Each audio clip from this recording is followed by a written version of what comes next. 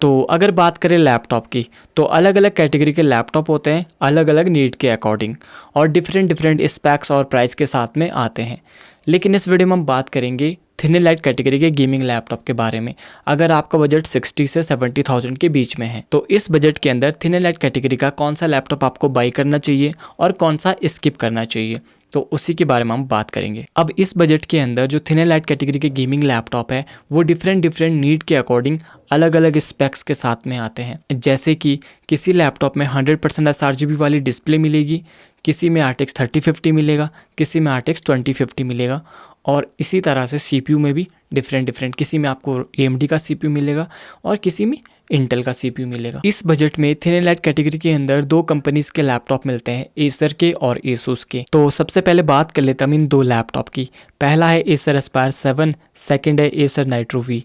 वैसे तो ये दोनों लैपटॉप जो है वो डिज़ाइन भी पूरा आइडेंटिकल है, सेम डिज़ाइन मिलता है, बस स्पेक्स में थोड़े बहुत चेंजेस है। अगर प्राइस की बात करें तो प्राइस भी दोनों का सेम है, 60,000 में मिल रहे हैं।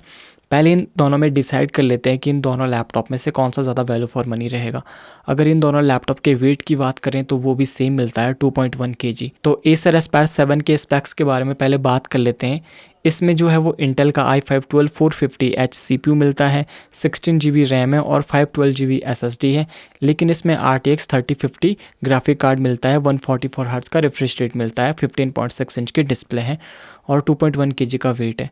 अगर बात करें हम एसर नाइट्रो वी, जो कि RTX 2050 के साथ में आता है, इसमें इंटेल का i5 13 जन का CPU मिलता है, 13420H। दोनों के CPU में बहुत ज़्यादा डिफरेंस नहीं है, 19-20 का फ़र्क मिलता है। एसर नाइट्रो वी में 8 GB रैम है, 512 GB SSD है, 15.6 इंच की सेम डिस्प्ले मिलती है, 2.1 kg का वेट है, RTX 2050 GPU मिलता है। तो इन दोनों का प्राइस भी सेम है। तो इन दोनों में एसर एस्पायर 7 बेटर है, क्योंकि सबसे पहले तो इसमें 16 GB रैम मिलती है और RTX 3050 GPU मिलता है। लेकिन अगर हम बात करें एसर नाइट्रो वी की, तो इसमें आपको 8 GB रैम मिलती है और RTX 2050 GPU मिलता है और सेम बजट के अंदर। तो अगर आप इन दोनों में कंफ्यूज है कि कौन सा बाई करें, स्पेक्स भी सेम है, बॉडी भी सेम मिलती है दोनों लैपटॉप में। अगर बात करें अभी के प्राइस के अकॉर्डिंग तो दोनों का प्राइस सेम है, तो एसर एस्पायर 7 ज़्यादा बेटर है दोनों में से। लेकिन अगर इसका प्राइस कम हो जाता है थोड़ा एसर नाइट्रो वी का, तो फिर एसर नाइट्रो वी भी आप ले सकते हैं। लेकिन इन दोनों की जो डिस्प्ले मिलती है वो बेसिक सी है, 45% NTSC मिलती है और 250 निट्स की ब्राइटनेस है। लेकिन एक बात आपको और ध्यान रखनी है, इन दोनों लैपटॉप का जो वेट है 2.1 kg का है। तो जो प्रॉपर गेमिंग लैपटॉप है उनका वेट भी इससे थोड़ा सा ही ज़्यादा होता है, 200 ग्राम। तो अगर आपको प्रॉपर गेमिंग लैपटॉप लेना है तो उसके साथ भी आप जा सकते हैं।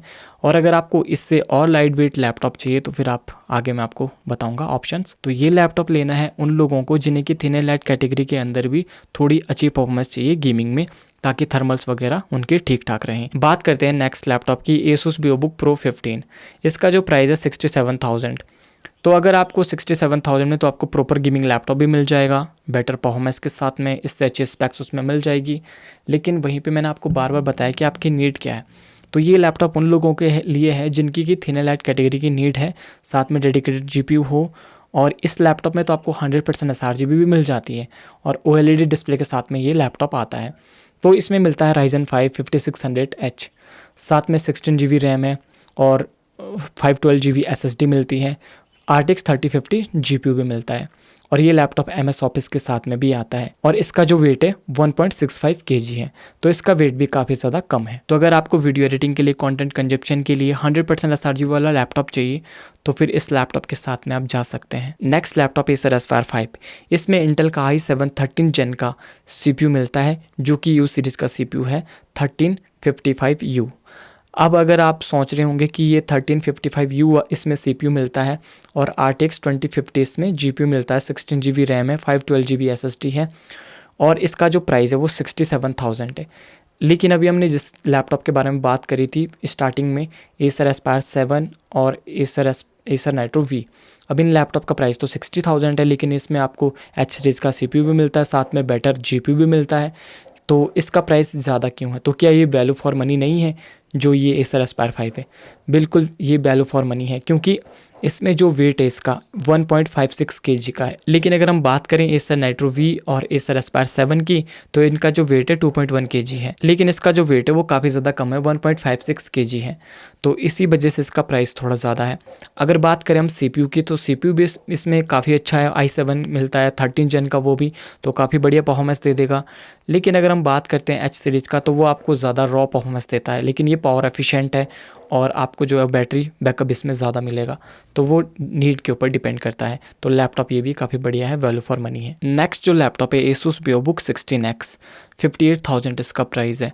इसमें इंटेल का i5 1250H CPU है, 16 इंच की डिस्प्ले है, 120 हर्ट्ज का रिफ्रेश रेट है, 8 GB RAM, 512 GB SSD, RTX 2050 इसमें GPU मिलता है, 1.8 kg इसका वेट है। ये लैपटॉप भी 100% sRGB के साथ में आता है और ये सबसे सस्ता लैपटॉप भी है जो कि 100% sRGB डिस्प्ले के साथ में आता है और साथ में डेडिकेटेड GPU भी हो।